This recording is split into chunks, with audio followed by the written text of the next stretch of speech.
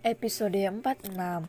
Hari ini adalah jadwal terapi Gamma ke rumah sakit, di mana dokter pribadi Gamma ditempatkan. Luna dan Yuna menyiapkan segala keperluan yang mereka butuhkan selama di sana. Biasanya mereka akan menginap di rumah sakit jika akan melakukan terapi, alasannya agar terapinya bisa maksimal dilakukan. Hari ini giliran Ken yang ikut mendampingi mereka, sedangkan Aiden dan Bima tinggal di rumah. Lebih tepatnya saat ini mereka bersama Perdi.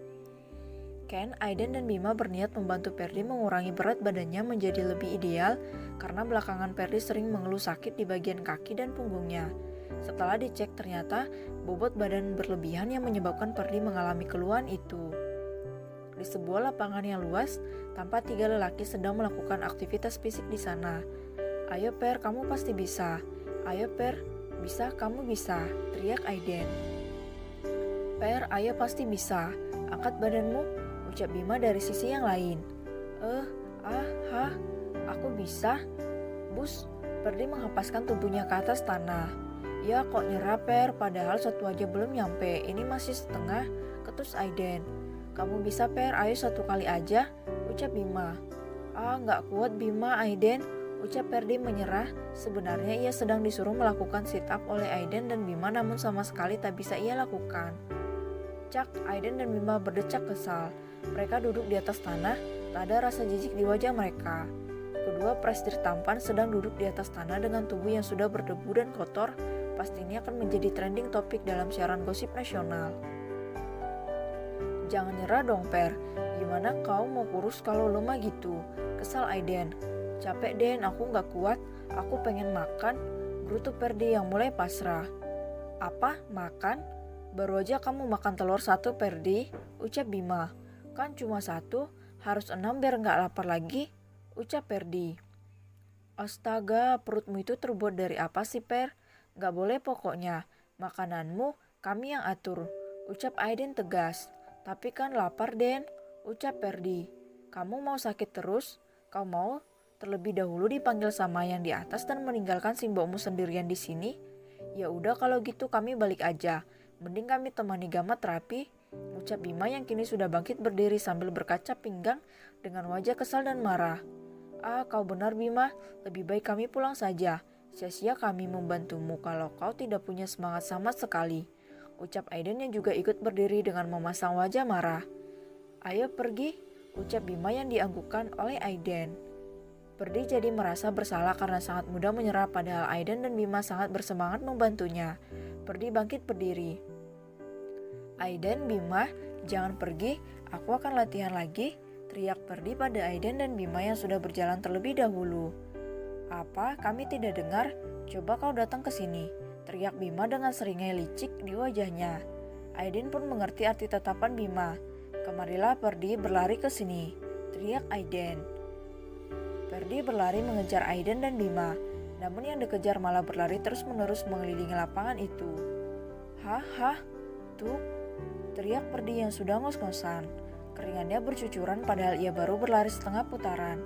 "Per, ayo, apa tadi yang mau kau sampaikan?" ucap Aiden yang melewati Perdi sambil berlari mundur bersama Bima. Aku mau latihan lagi," ucap Perdi terengah-engah. Namun lagi-lagi Aiden dan Bima mengerjai Perdi sehingga Perdi berlari mengelilingi lapangan itu hingga 10 kali putaran.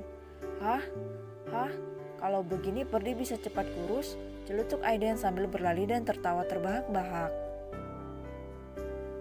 "Nah, ayo pergi, jangan lewat sini, ada orang gila," panik seorang ibu yang hendak melewati lapangan bersama anaknya, namun ia mendengar suara tawa dan melihat Aiden dan Bima berlari tanpa memakai baju atas mereka.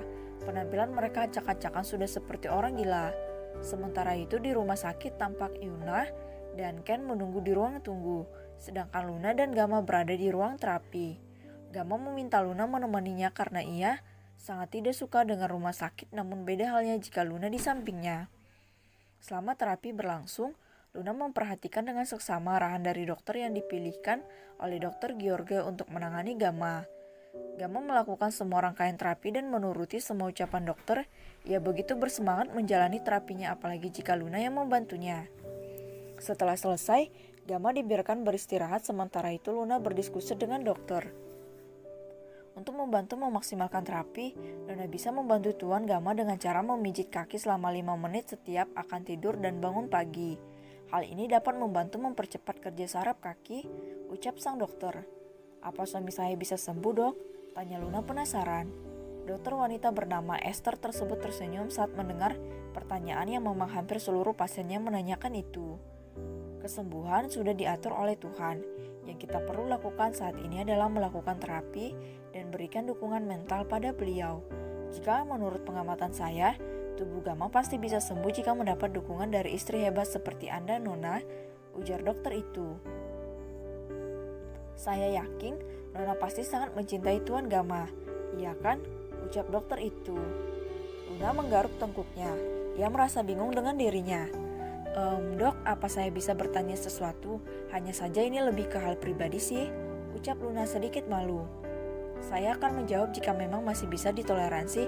Silakan Nona, ucap dokter Esther. Saya tidak tahu apa yang terjadi dengan diri saya, tapi rasanya seringkali jantung saya berdegup kencang seperti ada yang menggelitik di hati saya. Dan saya sering gugup dan wajah saya merona. Apa saya menderita penyakit langka, dok? Tanya Luna dengan wajah polosnya. Hah? Dokter tersebut tak percaya saat mendengar pertanyaan Luna. Hahaha, saat kapan Anda merasakan itu, Nona? Tanya dokter Esther sedikit terkekeh. Ketika saya dekat dengan suami saya, dok, ucap Luna dengan polosnya. Hahaha, Nona maafkan saya, hahaha, tapi Anda lucu sekali. Biar saya tebak pasti Nona tidak pernah pacaran ya, ucap dokter Esther yang tak bisa lagi menahan tawanya. Bahkan air matanya sampai keluar saking lucunya. Luna menggeleng pelan, saya tidak pernah. Emang ada hubungannya ya, dok? Tanya Luna. Biarlah dia diejek kali ini asalkan ia mendapatkan jawaban penyebab jantung dan hatinya berdesir aneh. Hahaha, baiklah, satu pertanyaan lagi. Kalian pasti menikah mendadak, iya kan Nona? Tanya dokter Esther lagi dan Luna kembali mengangguk. Ternyata benar. Begini Nona, Anda tidak memiliki penyakit langka atau kelainan tertentu. Anda hanya sedang jatuh cinta dengan suami Anda, jelas dokter Esther sambil tersenyum. Cinta? Jadi begini rasanya, tapi aneh sekali ya. Bagaimana mungkin aku bisa jatuh cinta, kami saja baru kenal, ucap Luna lagi. Nona, saya rasa lama kita mengenal seseorang tidak menjadi jaminan kalau kita akan jatuh cinta dengan orang itu, ucap dokter Esther. Ah, begitu ya? Tapi cinta itu rasanya aneh ya, seperti ada yang membuat kita selalu tenang, bahagia dan di sini rasanya senang, gugup dan ya gitu bercampur aduk. Hehehe, kekeh Luna sambil menunjuk dadanya. Anda lucu sekali Nona. Saya harap Anda dan suami Anda langgeng terus sampai maut memisahkan. Dan semoga Tuan Gama cepat sembuh, ucap dokter Esther. Terima kasih dok, saya doakan dokter juga bahagia, ucap Luna yang dibalas senyuman oleh dokter Esther. Sesi konsultasi berakhir, Luna keluar dari ruangan dokter Esther dan menemui suaminya. Aku jatuh cinta ya? Jadi begini rasanya. Apa dia juga jatuh cinta denganku? Batin Luna sambil senyum-senyum sendiri menghampiri suaminya. Gama menyerengitkan keningnya saat melihat Luna senyum-senyum sendiri dan duduk di dekat perangkarnya. Gama memegang dahi Luna. Astaga, istriku sudah gila, ucap Gama. Peletak, satu pukulan melayang di lengan pria itu.